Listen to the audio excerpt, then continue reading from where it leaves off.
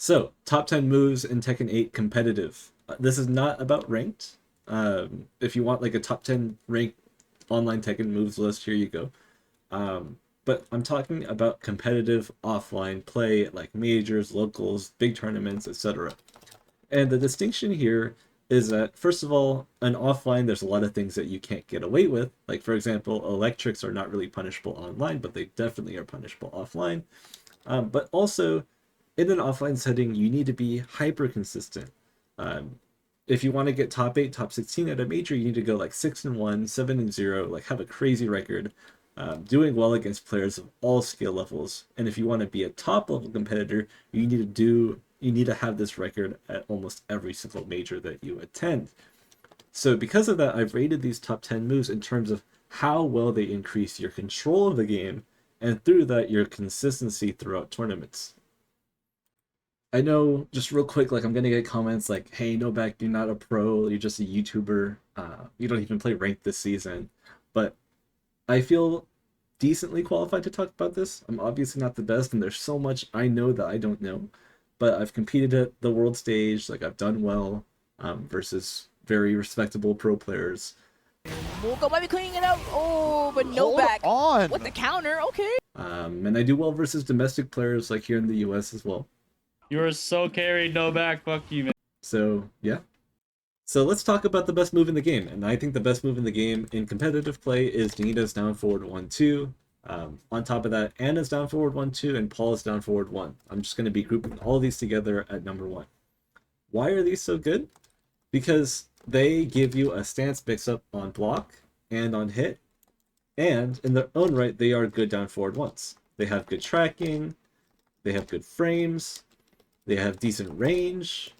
They're fast. But the difference between these and every other down forward one in the game is that they put you in a stance mix up on block. So for Nina's, it's a 0 on block situation into this like crouch dash stance. She ducks under highs here, and she has a really fast mid check on this neutral on block transition. It's 0 on block for down forward 1-2 forward, and the fastest option is 11 frames, which is really, really fast. But frame data like aside, what does this mean? So on defense, for example, say this Kazuya's like wave dashing at me, you know? If I just check them with a down forward 1, like most other characters might against Kazuya, a Kazuya wave dash, but Nina instead turns this into her turn, which no other down forward 1 does. Down forward 1-2, checking in your Kazuya, now you've turned his advantageous situation into your advantageous situation, and it doesn't matter if it's on hit or block, you now have a higher percentage to win the next interaction because it is your mix-up. So on the defense, it is a really crazy check. It takes a turn essentially. And on offense, it's equally powerful because regardless of if you hit it or block it, they're still in a mix after. They have to deal with the consequences of that mix. So if you watch Arslan Ash play, he's kind of just like dashing in people's faces, getting in there because it restricts so many options. But I do want to take a second to discuss a bit deeper about like timings and the metagame of competitive Tekken to really understand why this move is so good, because there are some other reasons why this move is overpowered. So to talk about why this move is so good, we need to understand like the modern Tekken metagame, and without getting too deep into it, the Pakistani style has kind of transformed the way that people have competed in modern Tekken. And what is that Pakistani style? It's the one that Arslan kind of brought to the face of the Tekken scene, where he's always dashing in people's faces. He always realigns with forward instead of sidestep, which you see a lot of Koreans do. They do this sidestep realignment, but the Pakistani style is dashing forward in with pokes and jab strings and stuff like that. Why is that useful?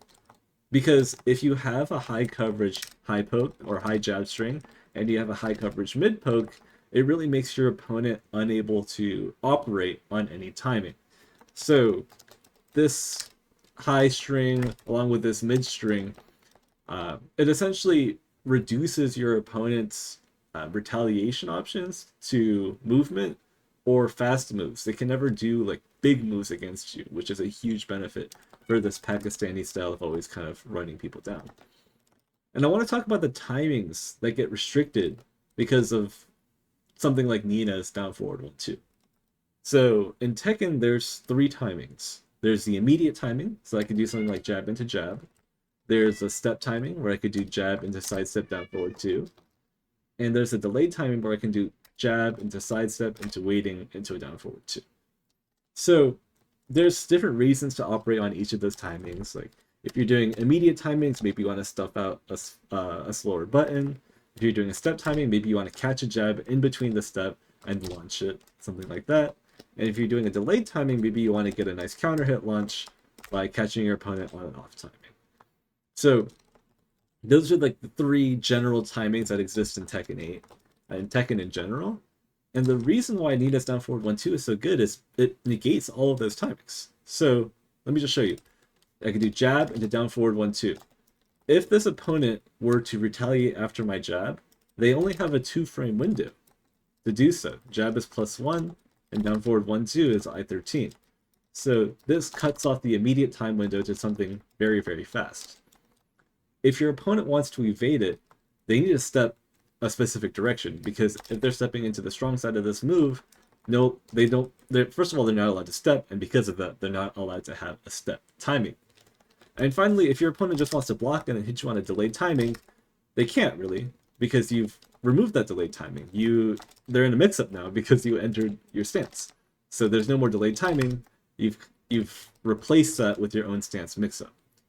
So that's why Nina's down forward 1-2 is so powerful. It's good on the defense because it transforms a neutral or disadvantage situation into advantage. It's good on the offense because it transforms an advantage situation into a situation that really has very little counterplay at all. And I'm not saying this stance mix-up is particularly oppressive. It's not, but it's still favored for the attacker. And that's why these plus on block or neutral on block stance strings that come out of down forward 1 are so powerful.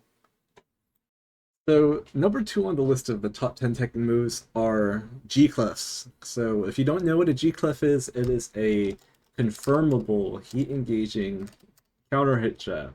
The confirmable part is kind of the key here. There are some like jabs that counter hit into a heat engager, but things like Dragunov's 1-2-1, Lars is 1-1-1, who else? Law also has one. I'll just list all of the ones that had them in the video. Anna has one for some reason. All of these moves are confirmable off the counter hit spot of the first jab. And why are these so good? I mean, just look at it. You counter hit your jab and you win the game.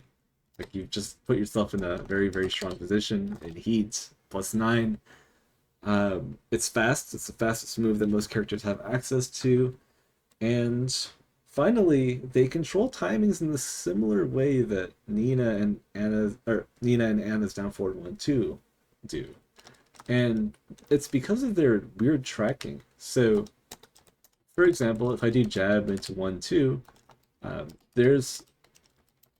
he sidesteps the first jab, but because the second jab comes out in 18 frames, there's not really a window where this guy can punish me.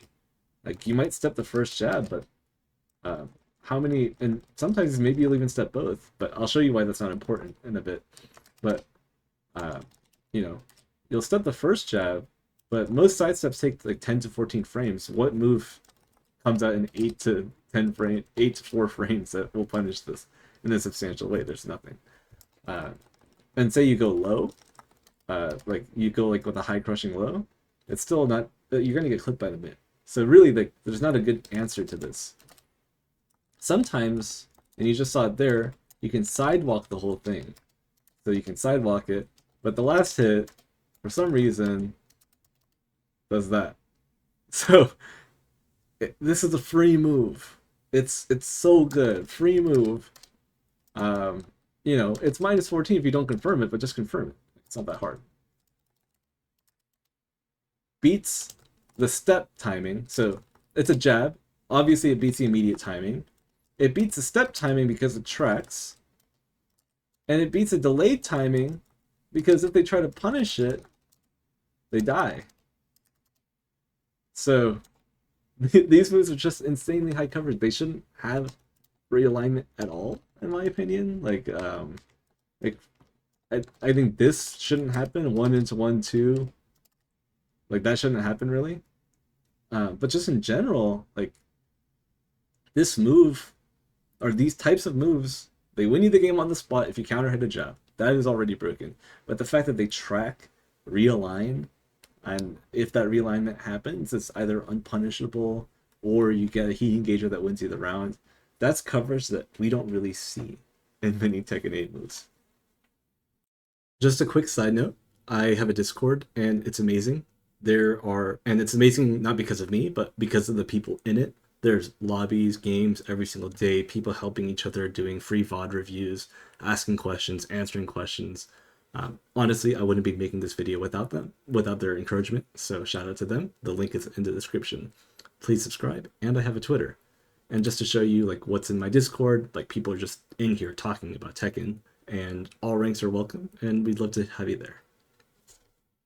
So the third best move in the game, as you may have guessed, is electric. And, you know, some people might be surprised why it's so low. And I actually think it's worse than down forward 1-2 and G-clefs in a lot of ways. But let's just first talk about why it's good. I mean, it's the best move in the game to throw on a step timing, for sure. Like, say I have this Dragon doing 1 and down forward 1. You do 1 sidewalk electric. And, you know, if I can execute it properly, it punishes it.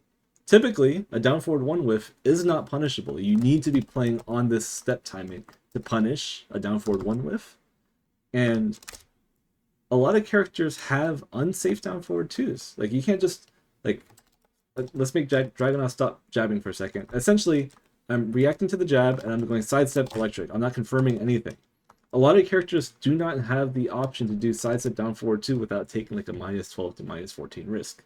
Some people have safe down forward 2s, but those also do not have the benefit of being +5 on block, which electric is. So electric, by far the best move to throw on a step timing. Like if someone just jabbed into jab on you and you're a Mishima player, you should be thinking, oh my god, like this is the freest opponent ever because I could sidestep their jab and then kill their entire life. You know, if I could do it right. It's been a while, but yeah, this is just the best move ever to throw on delayed timing. But it doesn't catch the immediate timing very well because an electric, like a good electric is about, like a perfect electric is 13 frames, a good electric is like 15 to 16 frames. But electrics are not bufferable. So if someone's like in your face, like Anna Nina in your face doing down forward 1-2, you're not really going to be able to get a spot to fit in an electric. It's just not possible like that. If you get lucky, yeah, you can, but they are playing badly if you can get an electric. So it's unusable on the defense on the immediate timing. It's only really usable at the step and delayed timings, which makes it a lot worse than down forward 1-2, and it makes it a lot worse than G-clefs.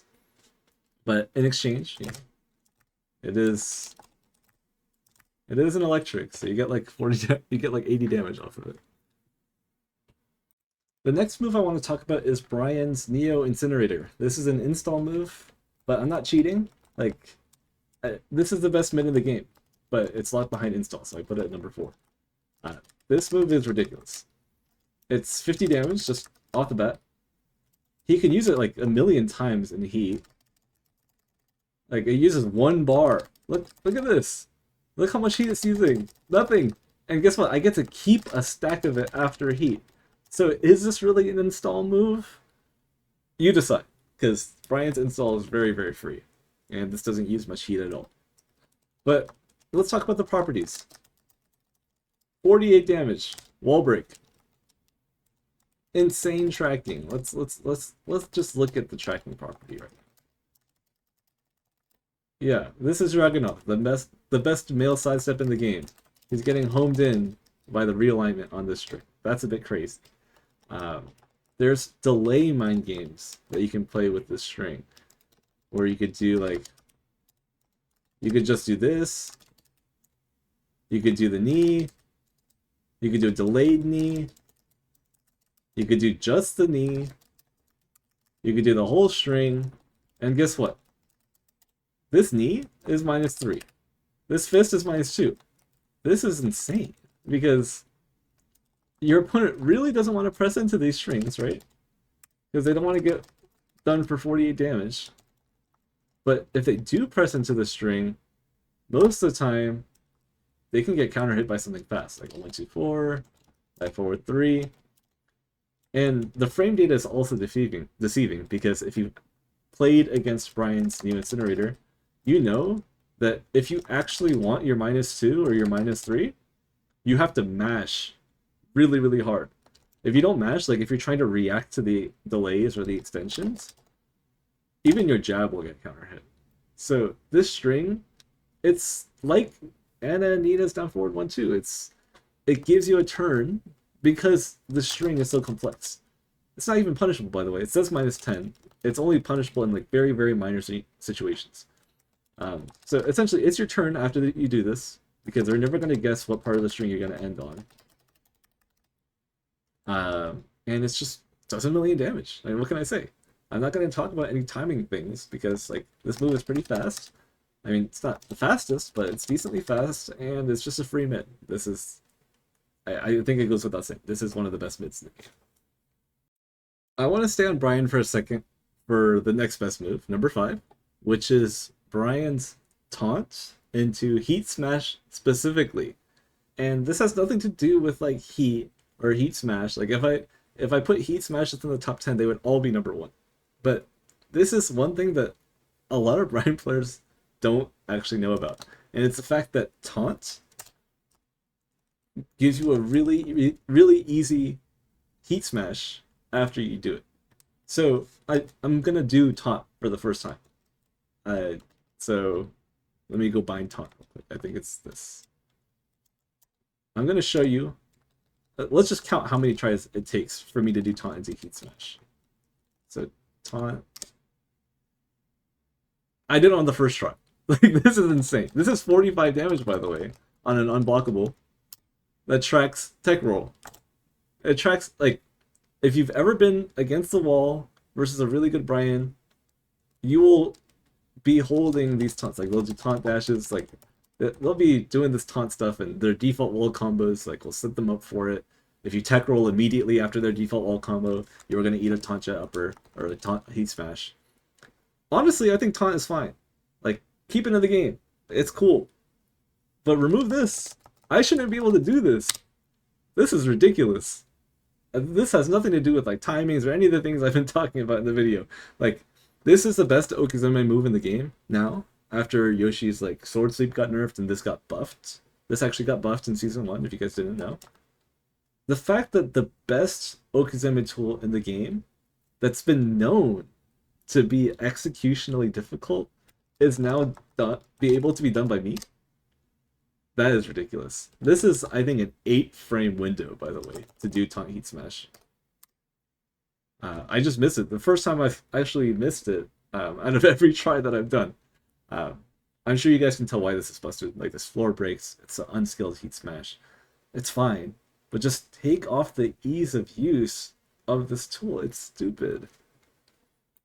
And just like a side note on that, like, this makes taunt, like, the fact that you have this consistent option to get taunts, to get like a successful taunt off, it makes taunt your default Oki. Like, you're never going to be like, oh, like, I'm not going to taunt here because I don't want to take the risk of messing up. Like, you're always going to taunt if you have heat, because you can always taunt heat smash. And I think that's stupid. Like, taunt is a high skill maneuver, and sometimes there's times where like you have too much HP or your opponent has too much HP that you do want to try or don't want to try it. This just makes the risk reward like all skewed. Like, it's just like, oh, like just taunt every time because you have heat and can taunt heat smash. I think it's dumb. So I'm done talking about Brian's taunt now. Like, I just think that's stupid. Shouldn't be in the game, but I'm back to talking about potes. Let's talk about Nina's back 2-2, which holds the number 6 spot. So this is a counter hit confirmable. So if I do the first 2 hits, I can confirm the last hit if I'm fast enough. This is 50 damage wall spot, by the way. Off a 12-frame homing move. What does 12-frame homing move mean? Well, a sidestep is 14 frames, 10 to 14 frames, most likely 14 frames. Most of the time, your sidestep will not even, like, you can't even sidestep duck this. Because, like, say this Dragunov is doing sidestep. So I set this Dragunov to do, like, 1 jab into sidestep down forward 2. Well, he just gets clipped during the sidestep. and he wouldn't be able to sidestep duck it either. So just absurdly fast homing, counter hit confirmable into 50 damage, because why not? Let me set on counter hit actually. Counter hit confirmable for 50 damage, wall splat by the way. But it also controls the timings, like I said, and a lot of these moves that I'm going to talk about control these timings. But say I set this Dragunov to do something like forward, forward 2 into sidestep 1, 2, 1. You'll see this all the time. I'm going to just mash out back 2, 2 here, hold that. Or even if you just, like, the sidestep, maybe you could sidestep block that. But if you're immediately doing sidestep into button, you lose. And the reason why I'm showing running 2 here is because it's the only move plus enough where you can actually get a clean sidestep in and get a button in. So, yeah, this move is just crazy. This is one of the best counter hit moves in the game. So, the number 7 move goes to King's down forward 2. This is a poke. -6 mid poke, pretty decent. Let's see what it is on hit.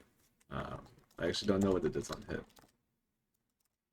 +4 on hit, so -6 +4. Hey, it's a poke. 13 frame mid poke. Good tracking. Let's do 1 jab into down forward 2. Good tracking.